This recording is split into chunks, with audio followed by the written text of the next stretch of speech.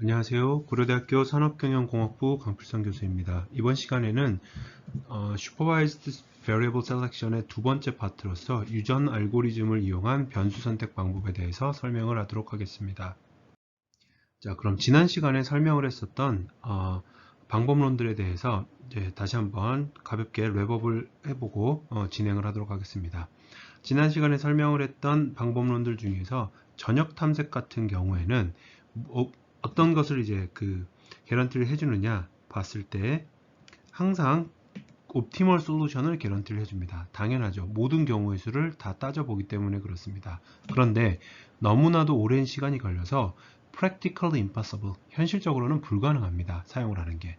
그래서 탐색 범위를 줄이면서 예전에 이제 지난 시간에 이 그림을 통해서 한번 같이 다시 한번 비교를 해보도록 하겠습니다. 여기가 소요 시간이 되겠고요. 여기가 이제 해 성능 또는 이제 품질이라고 살펴본다면 전역 탐색은 여기에 있었고요. 전역 탐색이 걸리는 시간이 너무 오래 걸려서 이 시간에 대한 부분들을 조금은 많이 단축을 하되 품질의 저하를 최소한으로 줄여보자 라고 해서 나왔던 게 forward selection하고 backward elimination이었습니다. 얘네들이 시간을 단축했다는 얘기는 가능한 변수 조합, 서치 스페이스를 굉장히 줄였다라는 얘기고요. 여기에서부터 시작을 해서 그런데 조금 더 시간을 들이는 대신 좀 더 좋은 퀄리티의 해를 찾을 수 있지 않을까라고 해서 나왔던 게 스텝와이즈 셀렉션이었습니다. 지금 이제 설명을 할 부분은 여기에서 보시는 것처럼 스텝와이즈 셀렉션, 로컬 서치라고 불리우는 이 forward, backward, stepwise selection들은 효율적인 서치는 가능하지만 서치 스페이스 자체가 굉장히 제한적이라서 옵티멀 솔루션을 찾을 가능성이 낮아진다라는 단점이 있습니다. 그래서 여기에서부터 시작을 해서 다시 조금 더 시간을 많이 들이는 대신에 성능은 조금 더 옵티멀에 가깝게 찾아보자 라고 하는 게 지금부터 설명할 유전 알고리즘, 지네틱 알고리즘을 이용한 변수 선택 방식입니다. 자, 이 지네틱 알고리즘은 사실은 메타 휴리스틱 방법론 중에 하나라고도 볼 수가 있는데요. 왜 그러냐면 실제로 메타 휴리스틱이라는 거는 뭐 최적화 전공하는 학생들은 잘 알겠고요. 굉장히 복잡한 이제 디터미니스틱 솔루션이 없는 문제들, 복잡한 문제들에 대해서 트라이얼 앤 에러를 해서 트라이얼 앤 에러를 핵심은 여기 있는 이 단어입니다. 효율적으로 트라이얼 앤 에러를 해가면서 최적화에 가깝게 찾아가자라는 것이죠. 그래서 수학적으로 널리 알려진 최적화 알고리즘들 중에는 이 메타 휴리스틱들 중에서 자연 현상에 대한 시스템이 어떻게 작동하는지를 관찰을 한 다음에 그거를 모사한 알고리즘들이 상당히 많습니다. 대표적인 게 뇌가 작동하는 원리, 뇌가 뉴런들끼리 전기적 세포를 주고받아 가지고 그것을 통해서 정보를 전달하는 원리를 모사한 게 인공신경망이라는 게 있고요. 개미군집 알고리즘이라는 건 뭐냐면 엔티콜로니 알고리즘은 어떤 목적지까지 도착하는 데 있어서 원래 개미들은 여기가 출발점이고 여기에 이제 개미집이 있다라고 해볼게요. 그리고 여기에 뭔가 먹이가 있습니다. 먹이가 있는데 이 먹이를 가지러 갔다가 오는 그 길을 찾는 데 있어서 우리처럼 내비게이션이 있는 것도 아니고 보이는 것도 아니에요. 굉장히 멀리 있어요. 그러니까 우리가 지금 현재 서울에 있는데 예를 들어서 뭐 인천공항에 뭔가 맛있는 게 있습니다. 그러면 서울까지 우리 모두가 무리지어서 걸어갔다가 다시 그 맛있는 음식을 가지고 연구실로 돌아와야 되는 이런 상황을 가정을 해볼게요. 지도도 없고 내비게이션도 없고 다만 우리의 후각이 매우 발달해서 어느 방향으로 그 먹이가 있는지에 대한 냄새를 맡을 수가 있습니다. 그러면 처음에는 개미들이 굉장히 중구난방으로 왔다 갔다 거려요. 여기 두 번째 단계에서 보시는 것처럼. 근데 개미들이 자기가 지나간 자리에 꽁무니에서부터 호르몬을 이제 분비를 합니다. 그러면 멀리 돌아가는 개미들의 호르몬의 그 채취가 약해져 가지고 뒤따라오는 개미가 그걸 잘 못 맡을 것이고요. 짧은 거리를 왔다 갔다 하는, 그러니까 바로 앞에 지나갔던 개미들에 대해서는 따라오는 개미가 호르몬의 채취가 많이 남아 있을 거기 때문에 그걸 따라서 이제 같이 행진을 하는 겁니다. 서로 이제 갔다 오는 거죠. 그거를 지속적으로 반복을 해보면 여기서 보시는 것처럼 거의 최단 거리에 가까운 것들을 트라이얼 앤 에러를 통해서 일정 시간이 지나면 개미들이 일렬로 줄지어서 지나가는 것을 보실 수가 있을 겁니다. 유튜브에서 이 앤트 콜로니 알고리즘에 대한 애니메이션이라든지 설명 영상 한번 찾아보세요. 또 다른 방법론으로는 Particle Swarm Optimization이라고 해서 PSO라는 방법론이 있는데 이 PSO는 직접 봤거나 아니면 다큐멘터리에서 한 번씩은 이제 본 적이 있을 겁니다. 굉장히 그 많은 새떼들이 대열을 지어서 날아가는데 이 대열이 아무렇게나 만들어진 게 아니라 집단 관점에서 봤을 때는 가장 그 에너지를 적게 소모하면서 멀리 날아갈 수 있는 대형이라고 합니다. 그래서 이것을 모사를 해가지고 실질적으로 최적해를 찾아가는 방식의 그 대안이 되는 해들 중에서 가장 최적해를 찾아가는 방식으로 이 최적화 문제가 풀리는 경우도 있어요. 밑에 있는 이 그림을 보시면 처음에는 노란색으로서 다시 한번 봐볼까요? 처음에는 노란색 점들이 막 펼쳐져 있다가 그게 한꺼번에 최적화 지점으로서 급격하게 쏠리는 것을 보실 수가 있을 겁니다. 이게 바로 Particle Swarm Optimization을 적용을 했을 때의 효과인 겁니다. 여기도 지금 아마 보일 것 같은데 하나를 보자면 개미군집 알고리즘도 여러 개의 지금 점들을 해놓고 처음 솔루션들을 시작을 하게 되면 처음에는 굉장히 먼 거리에 대해서 솔루션들을 찾고 있다가 한번 봐볼게요. 어떤 특정한 지점에서부터 다음 지점까지를 가는 데 있어서 처음에는 이렇게 빨간색 선들이 굉장히 그 비효율적으로 가다가 지금 보시면 가장 최적의 선을, 가장 최적의 경로들을 한 번씩 거쳐갈 수 있게 만들어지는 것을 보실 수가 있을 겁니다. 이 기네틱 알고리즘 같은 경우는 그리고 최근도 아니죠. 벌써 이제 1년이 넘었네요. 알파스타라고 여러분들 잘 아실 겁니다. 스타크래프트 2에서 프로게이머를 이겼던 구글의 딥마인드에서의 이제 알파고를 이은 알파스타 버전은 역시 메타유리스틱 방법론을 통해서 개발된 알고리즘에 기반을 두고 있습니다. 그래서 여기서 논문을 한번 살펴보시면 알파스타 해가지고 뭐 on evolutionary computation perspective 해서 밑에 쭉 내려가다 보면 논문 어딘가에서 뭐가 나오냐면요, 라마르크라는 용어가 나올 겁니다. 이거 뭔지 혹시나 중고등학교 때 여기 있는 거거든요. 라마르크에 관련된 evolution strategy를 따랐다.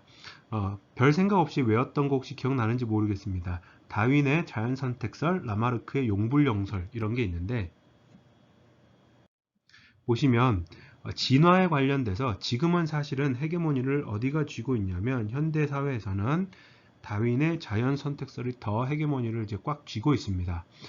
자연선택설이라는 것은 생존에 유리한 객체들이 남아서 후대에 그들의 유전자를 물려주었다라는 뜻입니다. 그래서 기린을 가지고 보면 원래는 목이 긴 기린도 있고 목이 짧은 기린도 있었는데 목이 긴 기린이 환경에 생존에 유리했기 때문에 개가 남아서 목이 길었다라는 그 생체의 정보를 다음 세대로 지속적으로 넘겨주었다는 것을 뜻하고요.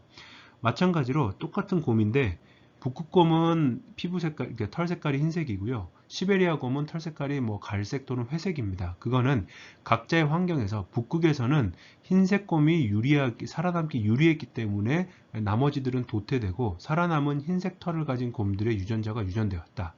반면에 시베리아에서는 갈색이나 또는 짙은 회색의 털이 더 생존에 유리했기 때문에 그런 색깔을 가지고 있었던 곰들이 살아남았고 그 유전자를 다음 단계에 넘겨주었다, 전수해 주었다, 전달해 주었다라고 이제 얘기를 하는 겁니다. 반면에 라마르크의 용불용설은 원래는 뭐 기린의 개념으로 보면 목이 짧았는데 이게 쓰면 쓸수록 단련돼서 더 세진다라는 뜻입니다. 그래서 높은 쪽의 이파리들을 먹기 위해서 목을 계속적으로 뻗다 보니까 목이 길어졌고 그래서 그게 긴 목을 가지게 되었다, 이런 현상이에요. 오늘 설명할 GA를 이용한 변수 선택은 자연 선택설에 기반한 방법론입니다. 그래서 자연 선택설 플러스 그 다음에 포유류의 생식 프로세스, 리프로덕션에 해당하는 프로세스를 정확하게 이제 미믹하는 것인데요. 그러니까 모방을 하는 것인데, 요 모방을 하는 이 과정에서는 무엇을 하는 거냐면 반복적인 세대의 재생산을 통해서 가장 좋은 솔루션들을 찾는 겁니다. 그리고 이 좋은 솔루션들을 찾기 위한 지네틱 알고리즘의 핵심적인 세 가지의 요소는 뭐냐면 선택이라고 불리우는 셀렉션, 교배라고 불리우는 크로스오버, 돌연변이라고 뮤테이션이라고 불리우는 이제 돌연변이가 있습니다. 각각이 하는 역할을 뒤에서 자세하게 다시 설명을 하겠지만 핵심적인 내용만 다시 한번 살펴보자면 셀렉션 과정에서는 우선 솔루션의 퀄리티를 높일 수 있는 후보군을 찾는 데 집중합니다. 두 번째, 크로스오버, 교배에서 하는 역할은 뭐냐면요. 앞선 세대에서의 퀄리티가 우수한 객체들을 이용을 해서 유전자들을 섞어가면서 더 나은 대안이 있는지를 탐색하는 과정입니다. 뮤테이션은 어떤 역할을 수행을 하냐면 혹시나 이게 수렴을 하는 과정에서 로컬 옵티멈으로 수렴할 경우에는 로컬 옵티멈에서 빠져나와서 글로벌 옵티멈으로 갈 수 있도록 하는 찬스를 또는 기회를 주는 역할을 수행을 하는 겁니다. 이 그림 자체는 지금 당장은 이해가 잘 안 될 수 있으니까요. 뒤에서 이어지는 제 설명을 들어보시고 다시 돌아와서 생각을 이 그림에 대해서 이해를 해 보시기 바랍니다. 자, 유전 알고리즘을 통한 변수 선택은 크게 6단계로 이루어집니다. 첫 번째 단계는 염색체를 초기화를 하고 파라미터를 설정하는 이니시에이션 단계이고요. 유전 알고리즘이기 때문에 실제로 이 바이오 쪽에 유전 이볼루션 쪽에서 사용하는 용어를 그대로 사용을 해서 가지고 와요. 두 번째 단계는 염색체별로 대응하는 변수들만을 사용해서 예측 모형을 학습하는 단계입니다. 그렇게 학습된 모델에 대해서 염색체의 적합도를 평가하는 단계가 세 번째 단계이고요. 적합도 평가를 통해서 우수하다라고 판정된 상위 염색체들을 선택을 하는 게 네 번째, 그렇게 선택된 염색체들을 이용해서 다음 세대의 염색체를 생성하는 게 다섯 번째입니다. 이게 한 번 하고 끝나는 게 아니라 핵심은 여기에 있는 피드백 루프에 있습니다. 5단계에서 다시 2단계로 돌아가는 과정, 이거를 세대라고 표현을 하고요. 제너레이션이 수행되었다라고 표현을 합니다. 사람은 한 세대를 건너는 데 있어서 예전에는 뭐 20년, 요새는 30년 넘게 걸리죠. 굉장히 오랜 시간이 걸리지만 알고리즘적으로 유전 알고리즘을 사용을 하게 되면 뭐 100세대, 1000세대 금방금방 이렇게 수행을 할 수가 있습니다. 그래서 세대가 진화함에 따라서 솔루션의 퀄리티가 향상되도록 하는 변수 조합을 찾는 게 이 과정입니다. 그래서 충분히 많은 횟수 동안 반복을 했을 때 이제 더 이상의 성능 향상이 없을 때 마지막 단계인 6단계에서 최종 변수 집합을 선택을 하게 됩니다. 각 단계에 대해서 지금부터 자세히 설명을 하도록 하겠습니다. 자, 우선 첫 번째 단계, 초기화 단계입니다. 이니셜라이제이션을 하는 단계이고요. 우선 용어부터 표현을 할게요. 크로모점이라는 용어를 사용을 하는데 크로모점을 인코딩한다 라고 표현을 합니다. 우선 지네틱 알고리즘은 변수 선택은 지네틱 알고리즘이 활용되는 한 가지의 사례에 불과하고요. 더 많은 분야에서 사용이 될 수가 있습니다. 그러니까 변수 선택에 대해서만 사용이 되는 게 아니라 훨씬 더 많은 범위의 최적화 문제에서 사용이 될 수가 있고, 그때 최적화 문제에 사용하는 목적에 따라서 인코딩 스킴 자체가 달라집니다. 변수 선택에서는 인코딩을 어떻게 사용을 하느냐? 바이너리 인코딩을 사용을 합니다. 그러면 염색체는 지금은 어떻게 생겼냐면 D차원의 벡터로 만들어냅니다. 그러면 이게 크로모점이라고 부르고요. 이 크로모점이 의미하는 바는 뭐냐면 우리가 가지고 있는 데이터가 X가 D차원의 데이터이면 결국 이 크로모점은 D차원의 바이너리 벡터가 됩니다. 그러면 바이너리 벡터에서 의미하는 바가 무엇이냐면 요 하나하나의 셀들을 유전자라고 불러요. 그러니까 벡터는 크로모점이라고 부르고 벡터 안에 들어가 있는 각각의 항목들은 진이라고 부릅니다. 그러면 이 진 안에서 바이너리라고 했으니까 0 아니면 1의 값이 들어있겠죠. 0이라는 것은 무엇이냐면 그 0에 해당하는 위치의 변수들을 모델링에 사용하지 말아라 라는 뜻이고요. 1의 값을 가지고 있으니까 여기서 보시면 0의 값을 가지고 있으면 모델링에 사용하지 않습니다. 1의 값을 가지고 있으면 모델링에 사용을 합니다. 그렇다는 얘기는 이 바이너리 벡터로 인코딩된 크로모점에서 숫자 1의 값을 가지고 있는 벡터의 위치에 대응하는 변수들, 여기서는 지금 보면 x1, x4, x6, x7 쭉 가서 뭐 xd까지를 실제 모델링에 사용을 한다라고 지시하는 정보가 되겠죠. 그래서 여기 있는 것처럼 다시 한번 보면 0이면 해당하는 변수를 사용을 해라. 모델링에 1이면 사용을 해라. 0이면 사용하지 말아라. 이 뜻입니다. 그런 다음에 유전 알고리즘은 굉장히 많은 파라미터들이 하이퍼 파라미터들이 존재를 하는데, 우선 한 세대에서 몇 개의 크로모점을 생성을 해서 가지고 갈 것인가, 이거를 population size라고 부릅니다. 이걸 만약에 100으로 설정을 했다라는 얘기는 한 번에 한 세대에서 100개의 조합에 대한 변수 부분 집합을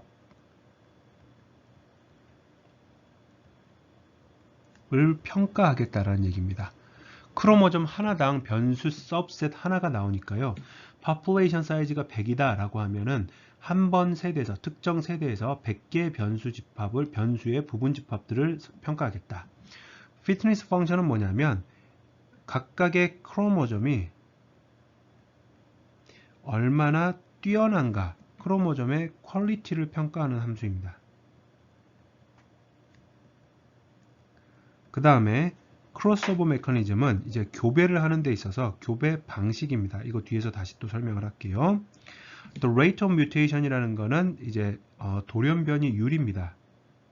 이것도 역시 뒤에서 설명을 하겠습니다. 그 다음에 마지막으로 종료 조건입니다.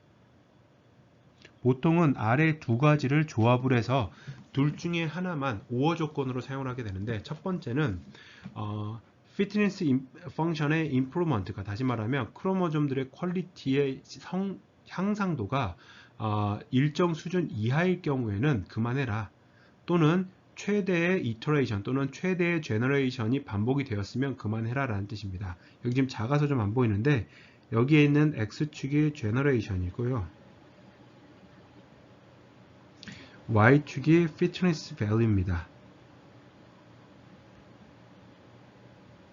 여기에서 지금 조금 작은 부분들로 이렇게 초록색으로 표시가 되어 있는 이 부분들은 뭐냐면 베스트 크로모점에 의해서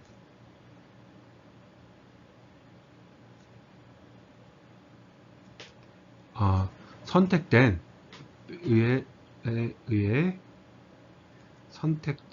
변수들의 성능입니다. 된 변수들의 예측 성능입니다. 그리고 밑에 약간 연한 하늘색처럼 되어 있는 게 해당하는 세대의 크로모점들의 성능 평균입니다. 그래서 이 베스트 크로모점의 퍼포먼스가 더 이상 이쪽 보면은 이제 스테이블하게 움직이지를 않는 것을 보실 수가 있을 텐데요. 그렇기 때문에 더 이상 이제 그 세대를 진행하지 않고 종료가 되는 그런 예시라고 보시면 됩니다.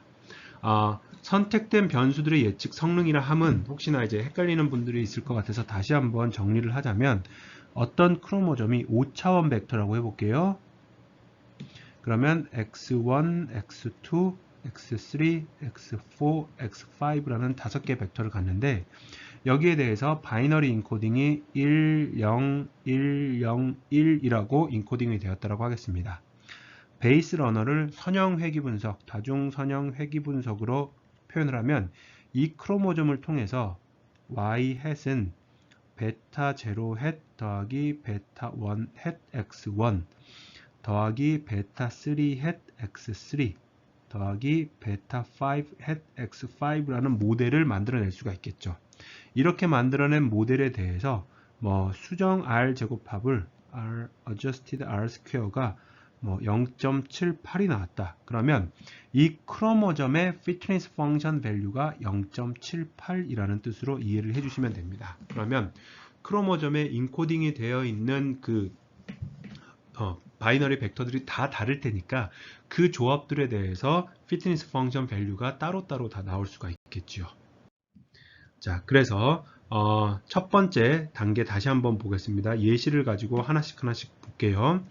population을 initialization을 한다라는 관점에서 보면 이거를 하는 데 있어서 0과 1의 바이너리 벡터를 만들어야 되니까 우선은 각각의 진에다가 랜덤 넘버를 제너레이션 합니다. 그래서 여기에 있는 이거는 지금 현재 10차원의 설명 변수, 10개의 설명 변수에 대해서 크로모점을 8개를 만든 예시를 보여준 건데 원래 안에 있는 숫자들은 0부터 1 사이에 연속형의 숫자를 이제 먼저 제너레이션을 해요.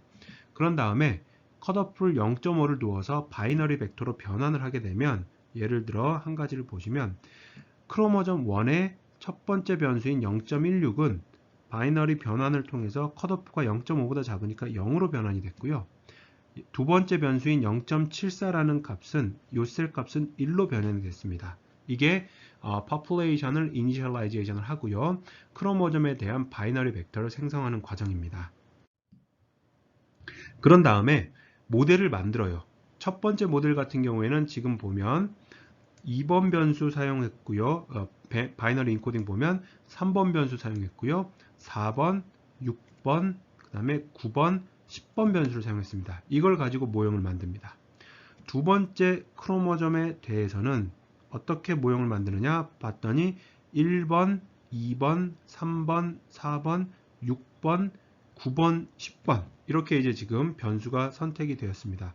사실 1번과 2번의 차이는 x1이 선택되었느냐 아니냐에 대한 차이인데 이거는 랜덤 넘버를 제너레이션 했기 때문에 상황에 따라서 달라지는 겁니다. 이렇게 해서 쭉 해서 8개의 모델을 만들어요. 이제 지금은 크로모점이 8개니까 더 계속해 가지고 계속해서 8개의 다중 선형 회귀 분석을 학습을 합니다.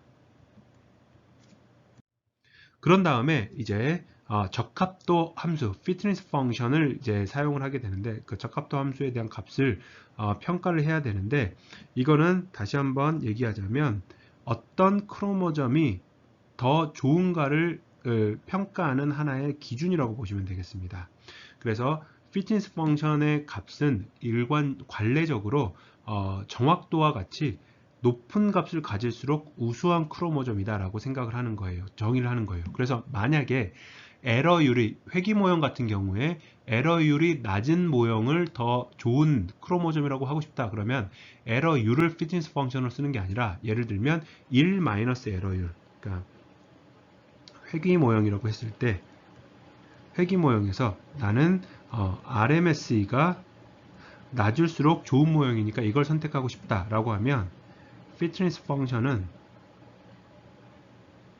어떻게 정의하느냐 1-RMSE로 설정을 합니다. 왜냐하면 그러면 RMSE가 작을수록 fitness 펑션은 올라가기 때문에 그렇습니다. 관례적으로 유전 알고리즘에서의 fitness 펑션은 높을수록 좋은 크로모점이다 이렇게 생각을 하는 거예요. 그리고 두 가지의 그 크라이테리어가 내장이 되어 있어야 되는데 그 반영이 되어 있어야 되는데 뭐냐면 첫 번째 만약에 두 개의 크로모점이 여기선 same fitness value라기보다는 performance라고 표현을 하는 게 좋을 것 같은데요. 동일한 퍼포먼스를 가지고 있다면 성능, 예측 성능을 가지고 있다면 이건 오컴스 레이저하고도 맞다는 얘기인데 적은 변수의 개수를 더 적합하게 판단을 해라, 선택을 해라 라는 얘기고요. 같은 수의 변수를 가지고 있다면 더 높은 predictive performance, 다시 말하면 예측 성능을 가진 게 더 그 fitness function value가 높게 나오도록 설계를 하라라는 뜻입니다. 그래서 이게 자연스럽게 설계된 게 회귀 분석, 선형 회귀 분석 같은 경우에는 adjusted R-square나 AIC나 BIC가 있겠죠. 다시 한번 정리를 해보자면 fitness function은 같은 값이면 예를 들어서 예측 성능이 이렇게 한번 생각을 해보겠습니다. 분류 문제로 한번 살펴보겠습니다. 분류 문제에서 정확도가 A라는 모형과 B라는 모형이 있을 때 A도 90%고요. B도 90%예요. 근데 사용된 변수의 수가 A는 10개를 사용했고요. B는 5개를 사용했습니다. 그러면 피트니스 펑션은 피트니스 밸류 자체는 B의 피트니스 밸류가 A의 피트니스 밸류보다 더 크게 설정이 되어야 된다는 것을 의미하는 겁니다. 변수가 같을 때 서로 다른 정확도에 대해서도 예시를 들어주지 않아도 여러분들이 충분히 이해하실 것으로 생각합니다. 자, 그래서 이렇게 이제 8개의 크로모점에 대해서 여기서 지금 보시는 것처럼 adjusted R-square를 전부 이렇게 하나의 fitness value 펑션으로 정의를 해서 이제 만들었어요. 그러면 이거에 대해서 두 가지 작업을 또 수행을 하게 되는데, 첫 번째는 랭크를 매깁니다. 랭크라는 거는 단순히 가장 좋은 게 1등이고 가장 높은 피트니스 밸류를 갖는 게 1등이고 가장 낮은 피트니스 밸류를 갖는 게 꼴등이니까 1, 2위부터 8위까지가 나오겠고요. 이 가중치라는 거는 이제 뒤에서 크로스오버를 어떻게 하느냐에 따라서 좀 달라지고 사용을 할 수가 있어서 표현을 한 건데, 요 0.177은 어떤 식이냐면요. 어떻게 나온 거냐면 크로모점 1의 adjusted R-square가 0.75지요. 그러면 8개의 크로모점의 R-square를 전부 다 더했을 때 어떤 값이 나올 텐데, 그 값을 sum이라고 해보겠습니다. 그러면은 0.75를 sum으로 나눈 거예요. 여기에 있는 0.184도 역시 0.78을 sum으로 나눈 겁니다. 이런 식으로 전체 피트니스 펑션 밸류의 모든 크로모점의 피트니스 밸류를 전부 다 더한 것을 개별적인 크로모점의 피트니스 밸류로 나눈 이 웨이트를 이제 참고 삼아가 아니라 나중에 크로스오버를 어떻게 하느냐에 따라서는 이제 중점적으로 중요하게 사용을 하게 될 겁니다. 자, 여기까지 해서 크로모점을 가지고 모델링을 각각을 수행을 했고요. 각 크로모점이 얼마나 현재 기준으로 잘 하고 있는지를 평가하는 피트니스 펑션을 적용을 해서 이밸루에이션을 했습니다. 그 다음 단계는 이제 다음 세대를 생산하기 위한 셀렉션 단계입니다. 셀렉션에서는 무엇을 하고 싶은 것이냐면 크로모점을 선택하는데 어떤 크로모점을 선택하느냐, superior이라고 되어 있으니까 우수한 크로모점을 선택하겠다. 현재 파퓰레이션에서 우수한 크로모점을 선택을 하는데, 그건 왜 그러냐면 유전자가 우월하면 다음 세대에 생성되는 자손들도 뭔가 더 좋은 유전자를 가진 또 더 좋은 피트니스 밸류를 나타낼 수 있는 크로모점이 만들어지지 않을까라고 생각을 해서 이렇게 사용을 하는 겁니다. 두 가지 방식이 존재합니다. Deterministic selection이 있고요, Probabilistic selection이 있는데, Deterministic selection 같은 경우에는 크로모점 중에 탑 n%, 그래서 이것도 사실은 하이퍼 파라미터가 되는데, 셀렉션을 하는 데 있어서 Deterministic selection을 할 것이고 상위 50%에 해당하는 크로모점들만 다음 세대에 유전자를 넘겨줄 수 있는 또는 유전자를 남길 수 있는 기회를 주겠다라고 하면 아까 보셨던 랭크 기준으로 해서 1등부터 4등만 뽑습니다. 5등부터 8등은 이제 더 이상 사용하지 않고 폐기가 됩니다. Probabilistic selection은 반면에 이거는 너무한 것 같다. 만약에 4등하고 5등하고 fitness value 차이가 그렇게 크게 차이가 나지 않는다면 이렇게 절반을 끊는 것 또는 탑 n%에서 끊는 게 좀 가혹하지 않겠느냐라고 해서 아까 생성했던 가중치 있지요. 가중치를 이용해서 1등부터 꼴등까지 모두 다 다음 세대에 그 유전자를 넘겨줄 수 있는 기회를 제공을 합니다. 다만 당연히 더 적합도 함수값이 높았던 크로모점은 더 많은 찬스를 갖게 되겠고요. 그 다음에 적합도 함수가 낮았던 크로모점은 상대적으로 낮은 찬스를 갖게 될 것입니다. 그러면 이걸 한번 볼게요. Deterministic selection에서는 보면 여기서 봤을 때 랭크가 1등인 거, 2등인 거, 3등인 거, 4등인 것만 선택을 합니다. 그러면 크로모점 1, 2, 4, 8에 해당하는 내용들만이 이제 살아남아서 다음 세대에 크로스오버하고 뮤테이션을 하는 데 있어서의 부모로서 작용을 할 수가 있어요. 반면에 이렇게 하나, 둘, 셋, 네 개가 있고요. 반면에 probabilistic selection은 다소 이제 그 까다로운데, 아니 까다롭다기보다 좀 복잡한데, 여기서 보시면요, 아까 크로모좀별로 가중치를 계산을 했죠. 그 가중치의 합은 전부 1입니다. 그 말은 무슨 얘기냐면 각각의 가중치들을 이렇게 이 막대의 길이로 표현을 하게 되면 C1부터 C8까지 이 크로모좀 8개가 0부터 1 사이의 값을 가지면서 이렇게 위치를 할 수가 있겠죠. 여기서부터 랜덤 넘버를 랜덤 넘버를 두 개를 이니셜라이제이션을 해봅니다. 그러니까 또는 랜덤 넘버를 난수를 생성을 해봐요. 이 이그젬플에서는 0.881이라는 숫자와 0.499라는 숫자가 생성이 됐습니다. 그러면 0.881은 여기에 속하는 숫자이고요. 0.499는 여기에 속해요. 그러면 부모 노드의 후보군으로서 이 영역 안에 들어와 있는 네 번째 크로모점하고 여덟 번째 크로모점을 우리가 가지고 오는 겁니다. 이게 이제 리프로덕션을 하기 위한 부모 후보가 되는 거예요. 이거를 이제 원하는 만큼 난수 생성을 통해서 이 표를 가지고 반복적으로 하는 겁니다. 만약에 두 번째 이 부모 세대를 만들기 위해서 난수 생성을 해봤는데 이번에는 0.098하고 0.252가 만들어졌다면 이거 제가 직접 실질적으로 그 난수 생성해가면서 나온 첫 두 번째 케이스입니다. 0.908은 여기에 들어갈 것이고요. 0.252라는 숫자는 여기에 포함이 됩니다. 그러면 부모 세대로서 크로모점 1과 크로모점 2가 이제 선택이 되는 것이죠.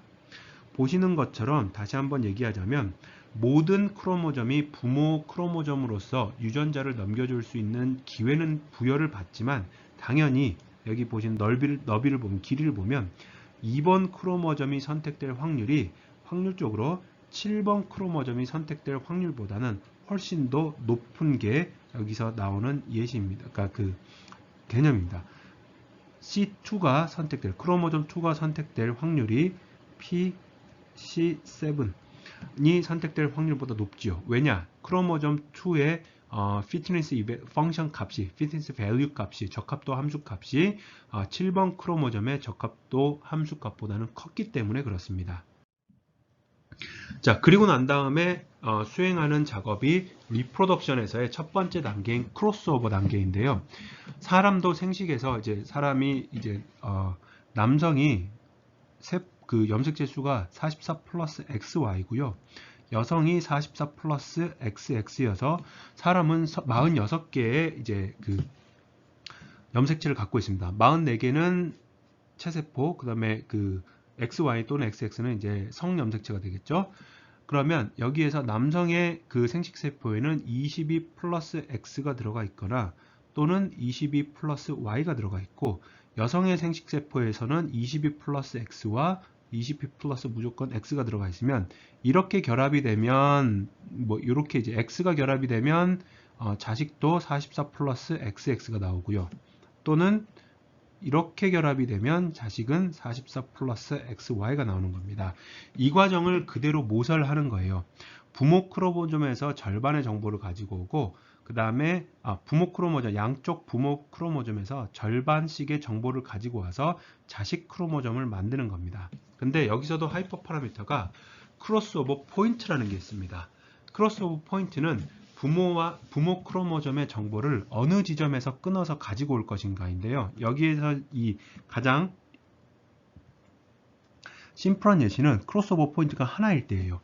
하나일 때는 만약에 크로스오버 포인트가 5하고 6 사이라고 이제 정해졌으면 이것도 이제 랜덤하게 난수를 통해서 생성을 할 수가 있는데 여기로 정해졌으면 여기 보시는 것처럼 4번 부모 크로모점의 이 값과 그 다음에 여기서 보시는 것처럼 8번 크로모점의 값, 그러니까 X1부터 X5까지는 4번 크로모점에서 가지고 오고요.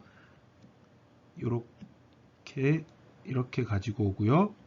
그 다음에 8번 크로모점의 X6부터 X10까지를 가지고 와가지고 차일드 2번이 만들어진 것이고요. 반면에 여기 보시는 것처럼 8번 부모 크로모점의 1번부터 5번까지의 진 값들과 4번 크로모점, 부모 크로모점의 6번부터 10번까지의 진 값들을 가지고 와서 child 1이 만들어진 겁니다. 이런 식으로 크로모점을 절반씩을 섞는 거예요. 색상으로도 표시를 해 두었으니까 그 PDF 파일 보시면 금방 이해가 되실 겁니다.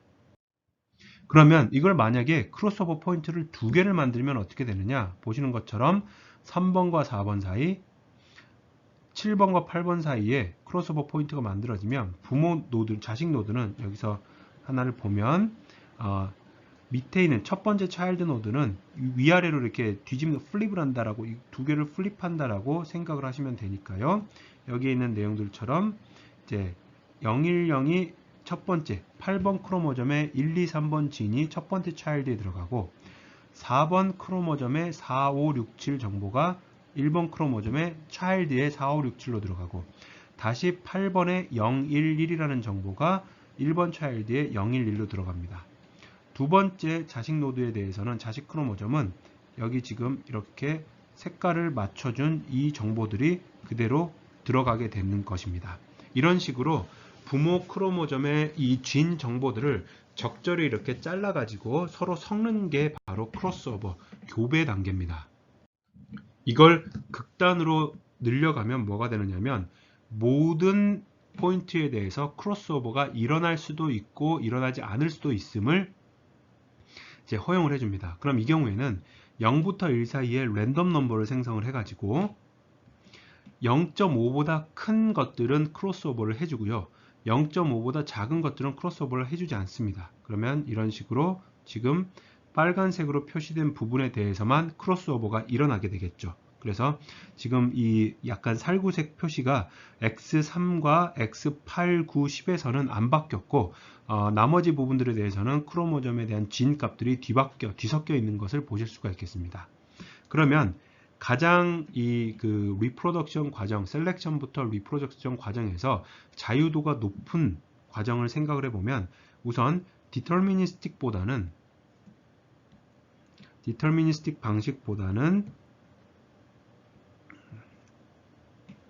probabilistic 방식이 더 자유도가 높겠고요. 크로스오버의 포인트는 1번부터 시작해서 10번으로 갈수록 자유도가 높아진다라고 보시면 되겠습니다. 이게 꼭 좋다라는 얘기는 아닌데 자유도의 관점에서 그 자식 세대를 만들어갈 수 있는 가능성의 관점에서 이렇게 커진다라고 보면 됩니다. 마지막 단계가 리프로덕션의 마지막 단계가 뮤테이션, 돌연변입니다.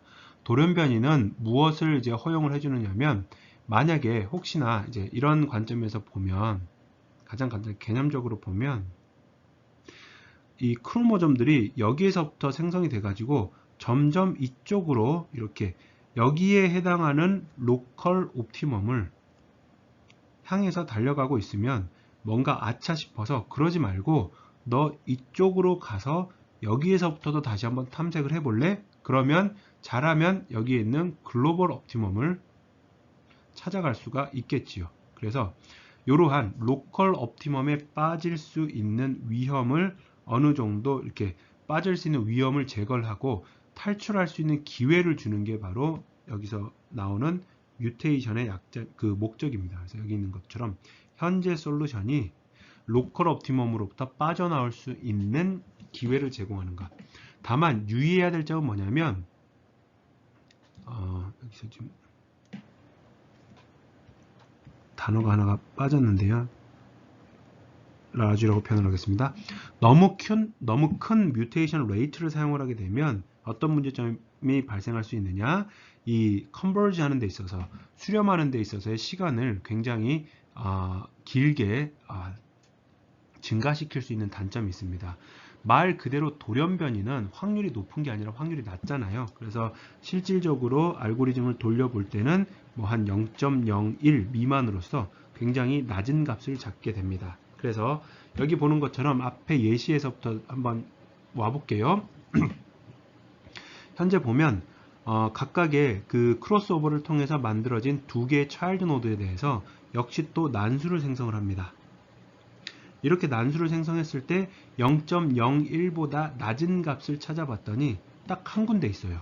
그러면 얘 값을 0에서 1로 변환을 해줍니다. 그러니까 플립을 해주는 거죠. 바꿔주는 것이죠.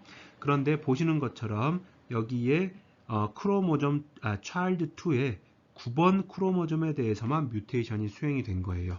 얘만 지금 현재 뮤테이션이 수행이 된 거고, 나머지들은 확률 값으로 난수를 생성을 했을 때 뮤테이션이 되지 않도록 설정이 되었기 때문에 그대로 본인들의 원래 값을 가지고 있는 겁니다. 이게 한 세대를 통해서 부모 세대에서부터 자식 세대로 나오는 과정입니다. 좋은 크로모점을 선택하자, 후보 부모들을 선택하자, 부모로부터 크로스오버와 뮤테이션을 통해서 자식들을 생성하자, 이 과정입니다. 이거를 반복하는 데 있어서 이제 반복을 하게 되는 것이고요. 베스트 솔루션을 찾는 데 있어서 크로모점 중에 가장 높은 피트니스 펑션을 가지고 있는 게 베스트 크로모점입니다. 그런데 여기에서는 보시면, 그림을 먼저 보시면 이 디스턴스라는 개념은 낮을수록 좋은 거라서 지네틱 알고리즘의 퍼포먼스가 아래로 갈수록 좋은 거라고 봐주시면 되겠습니다. 그러면 여기에 있는 이 450, 500이라는 거는 이게 세대예요. 제너레이션이에요. 500번의 제너레이션을 거쳤을 때 초반에는, 처음에는 랜덤하게 이니셜라이제이션이 되니까 초반에는 이 피트니스 펑션의 value의 향상이 급격하게 이루어집니다.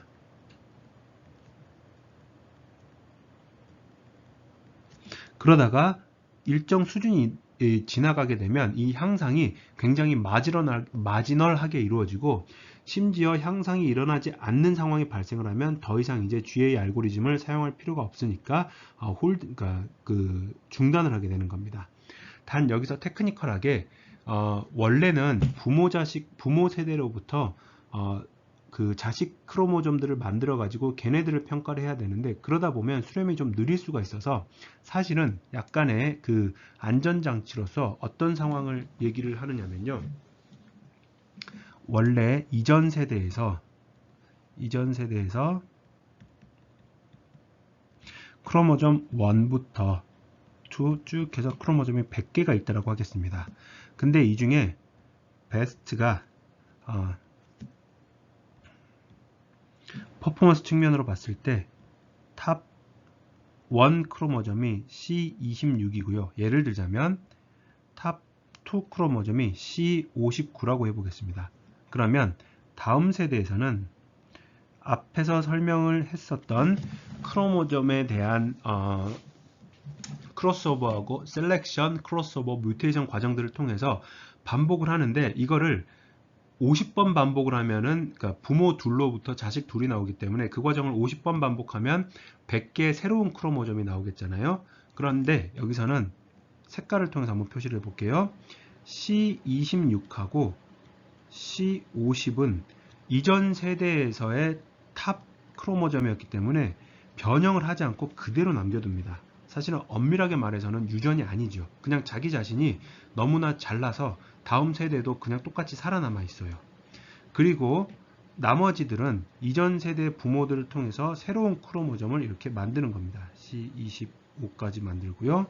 이 사이에 C27부터 C49까지 만들고요. 그 다음에 또 다시 C51부터 C100까지 만드는, 이런 방식으로 다음 세대에서의 초록색들은 실제 이전 세대의 부모 크로모점을 통해서 재생산이 된, 리프로덕션이 된 크로모점이지만, 이전 세대 부모 세대에서의 베스트 1, 베스트 2는 탑 1, 탑 2는 해 수렴의 안정성을 위해서 그대로 유지를 해요. 그 말은 무슨 얘기냐면, 부모 세대를 뛰어넘는 자식 세대가 나오면은 이 탑 1에 해당하는 크로모점이 교체가 되겠지만, 그렇지 않을 경우에는 계속적으로 현재 시점에서의 커런트 베스트 솔루션을 다음 세대로까지 그대로 끌고 가겠다는 얘기가 되는 겁니다. 자, 지금까지 설명드렸던 슈퍼바이스드 방식의 변수 선택 방식으로서 forward selection과 backward elimination, stepwise selection, genetic algorithm 네 가지를 설명을 드렸습니다. 그리고 본 강의에서는 커버하지는 않았지만 그 변수를 선택하는 간접적인 또는 직접적인 방식으로서 목적 함수에 변수의 개수를 직접적으로 제한할 수 있는 슈링키지 방식이 있어요. 대표적인 게 리츠 리그레션, 라소 리그레션, 둘의 이제 결합인 엘라스틱 넷 이런 것들이 있는데, 리츠는 이 회귀 개수의 투놈에다가 페널티를 주고, 라소는 원놈에다가 페널티를 주고, 엘라스틱 넷은 원놈과 투놈 모두에다가 페널티를 주는 방식입니다. 이러한 방식을 통해서 총 7가지의 이제 어떻게 보면 변수 선택 방식이 있는데, 도대체 실제 데이터에 대해서 뭐가 진짜로 잘하는지를 한번 확인을 해보기 위해서 저희 초창기 연구실의 학생 중에 한 명이 실증적인 결과, 그 실험을 한번 해본 적이 있어요. 실제 데이터셋은 당시에 UCI 머신러닝 리포지토리에서 미싱 밸류가 없는 총 49개의 회귀 모형을 사용을 했고요. 베이스 러너로서는 무엇을 사용을 했냐면 선형 회귀 분석을 사용을 했습니다. 그랬을 때 왼쪽에 있는 그림은 원래 모든 변수들을 사용했을 때 대비 에러 레이트가 얼마나 향상되었는가. 그래서 파란색들 간혹가다 보이는데, 얘네들은 뭐냐면 변수를 선택을 했더니 원래 기존 변수 조합보다도 훨씬 더 성능이 향상됐다라는 거고요. 빨간색으로 갈수록 성능이 좀 저하가 있었다는 뜻입니다. 오른쪽 그림의 Variable Reduction Ratio를 가지고 보면 초록색이 진하게 표시가 되어 있을수록 이거는 뭐냐면 변수의 감소율이 높았다는 뜻이고요. 그러니까 변수가 많이 제거되었다는 뜻이고요. 0에 가까울수록 변수의 감소율이 거의 없었다는 뜻입니다. 자, 그래서 이거를 랭킹을 한번 매겨봤어요. 3가지의 항목에 대해서 랭킹을 매겨봤는데, 첫 번째는 얼마나 에러 레이트 임프루먼트가 좋으냐, 높으냐, 그리고 두 번째는 얼마나 이제 그 성능 관점에서의 랭킹이고요. 효율성 관점에서 변수를 줄이는데 실질적으로 몇 개나 많이 줄였느냐, 세 번째는 그거를 실질적으로 수행하는 토탈 시간이 얼마나 걸렸느냐 라고 봤을 때 3가지의 이 1번과 2번과 3번에 대한 항목들에 대한 순위들이 지금 보시면 나오는 것을 보실 수가 있을 겁니다. 6가지의 방법론 중에서 지금 설명한 지네틱 알고리즘이 예측 성능 관점에서는 가장 높은 성능을 보이고 있지만, 전역 탐색을 빼고는 사실은 변수를 좀 덜 줄이고요. 그리고 소요되는 시간도 가장 오래 걸립니다. 그래서 여기서 보시면 각각의 방법론들에 따라서 어떤 기준으로 살펴보느냐에 따라 장단점이 좀 다르다라는 거 이해하실 수 있을 겁니다. 자, 여기까지 해서 지도학습 기반의 변수 선택 기법의 마지막 방법론인 지네틱 알고리즘, 유전 알고리즘을 이용한 변수 선택을 설명을 마무리하도록 하겠습니다. 이 페이지에 있는 관련된 좀 옛날 페이퍼긴 하지만 지네틱 알고리즘을 변수 선택에 활용했던 리서치 페이퍼 한번 다운로드 받아서 살펴보시는 것을 추천해 드립니다. 수고하셨습니다.